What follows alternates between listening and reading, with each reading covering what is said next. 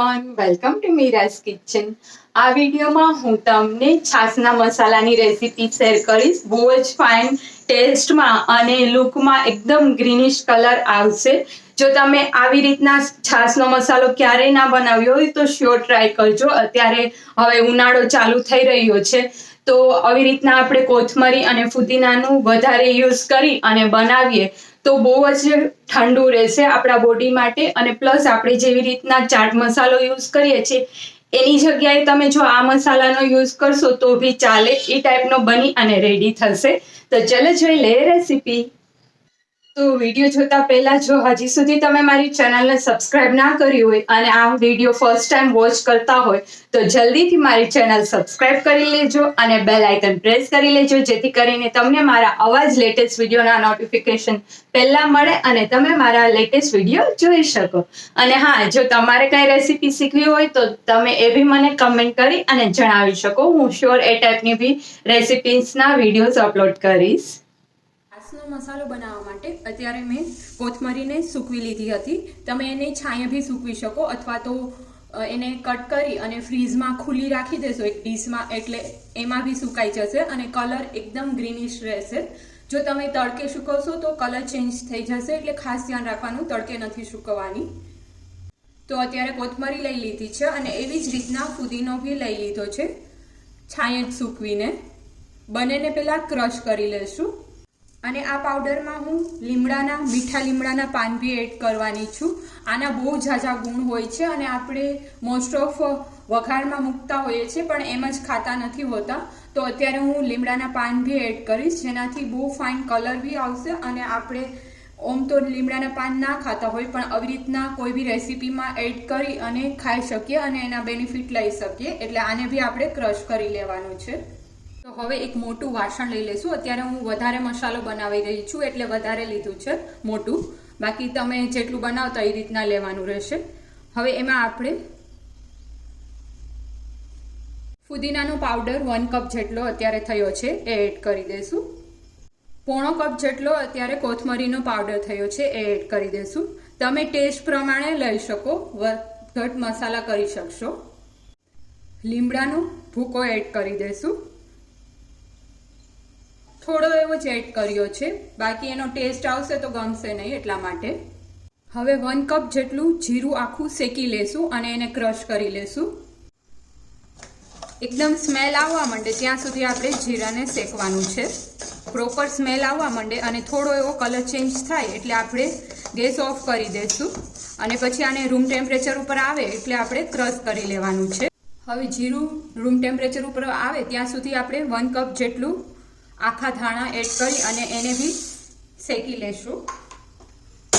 જો તમારે શેકવા ના હોય તો ફૂલ તડકો આવતો હોય એ જગ્યાએ 2 થી 3 કલાક માટે મૂકી દેશો તો બી ચાલે. બધા ઇન્ગ્રીડિયન્ટ્સ આપણે સ્લો ફ્લેમ પર જ શેકીશું, જેથી કરીને એનો કલર બહુ ચેન્જ ના થાય અને ક્રિસ્પી થઈ જાય. જે મોઇશ્ચર હોય એ જતું રહે. તો ધાણા બી શેકાઈ ગયા છે. 1 ટેબલસ્પૂન જેટલા અજમા શેકી લેશું. બહુ ઝાઝા નથી એડ કરતી કેમ કે મોસ્ટ ઓફ અજમાનો ટેસ્ટ બધાને ગમતો ના હોય, પણ જો તમે આ મસાલામાં અજમા એડ કરશો તો એ પાચન થવામાં ઇઝી રહેશે ફૂડને, એટલા માટે હું એડ કરવા જઈ રહી છું. અને આપણે અજમાને બંધ ગેસ ઉપર જ, અત્યારે મારી કઢાઈ છે ગરમ જ છે એટલે એમાં જ આપણે રોસ્ટ કરી લઈશું. 1 ટેબલસ્પૂન જેટલા મરી એડ કરી દઈશું. તમે વધઘટ કરી શકો. અત્યારે મારે બહુ સ્પાઇસી મસાલો નથી બનાવવો એટલે હું વધારે નથી એડ કરતી, પણ જો તમને સ્પાઇસી મસાલો ગમતો હોય તો તમે વધારે બી લઈ શકો. આને બી આપણે સ્લો ફ્લેમ ઉપર જ રોસ્ટ કરી લેવાના છે. અને આ મસાલો તમે બહુ બધી રેસીપીમાં યુઝ કરી શકો, જેમ કે ફ્રૂટ ઉપર તમે સ્પ્રિંકલ કરીને લઈ શકો અથવા તો સલાડ હોય તો એમાં બી યુઝ કરી શકશો. ચાટની રેસીપી હોય તો એમાં બી યુઝ કરી શકશો. આપણે જ્યારે મમરા બનાવતા હોઈએ છીએ વઘારીને તો એમાં બી ચવાણામાં બી યુઝ કરી શકશો. બહુ બધી રેસીપીમાં આનો મસાલો યુઝ કરી શકશો અને બહુ જ ફાઇન બની અને રેડી થશે. પ્લસ તમે આ મસાલો ફૂલ યર માટે સ્ટોર બી કરી શકશો એરટાઇટ કન્ટેનરમાં. કાચની બરણી હોય એમાં તમે બહાર જ સ્ટોર કરી શકશો આખા વર્ષ માટે.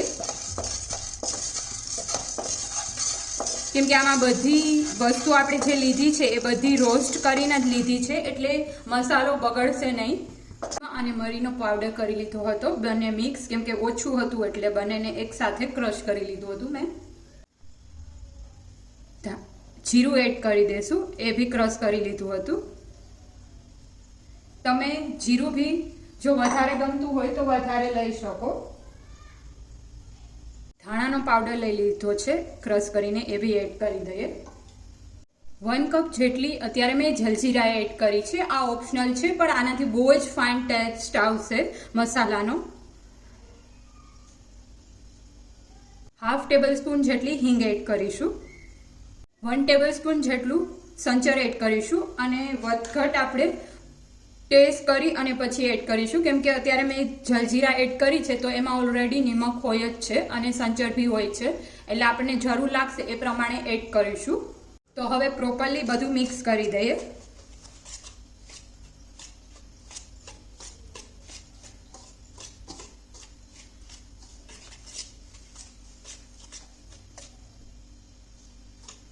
આપ જોઈ શકો છો એકદમ ફાઇન કલર આવી ગયો છે.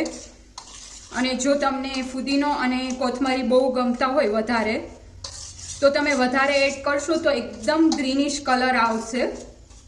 જ્યારે શિયાળાની સિઝન હોય ત્યારે તમે કોથમરી અને ફુદીનો બંને સૂકવી અને રાખી દેશો, પછી જ્યારે તમારે આ મસાલો રેડી કરવો હોય ત્યારે તમે બનાવી શકશો.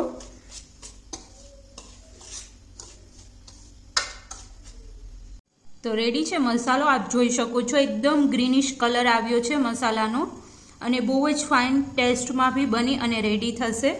તો હવે આને આપણે છાશમાં કેવી રીતના યુઝ કરવો, અથવા તો ધાબા પર મળતી હોય છે મસાલાવાળી છાશ, એ કઈ રીતે બને છે એની હું રેસીપી શેર કરીશ. તો ચલો જોઈ લઈએ. ત્યારે મેં દહીં લઈ લીધું છે અને આને આપણે બ્લેન્ડ કરી લેવાનું છે. એમાં આપણે જે આ મસાલો બનાવ્યો છે છાશનો એ એડ કરીશું 1/2 ટેબલસ્પૂન જેટલું. અંદાજે અત્યારે મેં 2 ગ્લાસ જેટલું છાશ બનશે આમાંથી. તો તમે છાશ બનાવીને બી એડ કરી શકો અને પહેલાં બી એડ કરી શકો.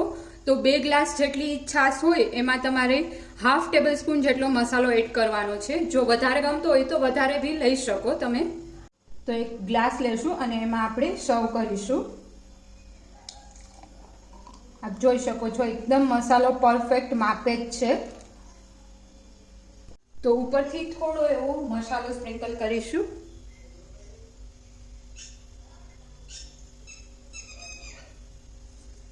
અને ફુદીનાના પાન એડ કરી દઈશું. રેડી છે છાશનો મસાલો. જ્યારે તમારી પાસે ફુદીનો અથવા તો કોથમરી અવેલેબલ ના હોય અને મસાલાવાળી છાશ બનાવી હોય તો તમે આ મસાલો હશે તો ઇઝીલી બનાવી શકશો. અને બીજી બધી બહુ રેસીપીમાં આ મસાલાનો તમે યુઝ બી કરી શકશો. બહુ જ ફાઇન બની અને રેડી થશે. અને આપ જોઈ શકો છો આપણે છાશમાં સ્પ્રિંકલ કર્યો છે તો એકદમ ગ્રીનિશ કલર આવ્યો છે.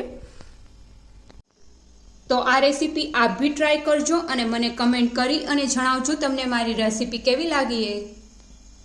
Thank you friends for watching my video.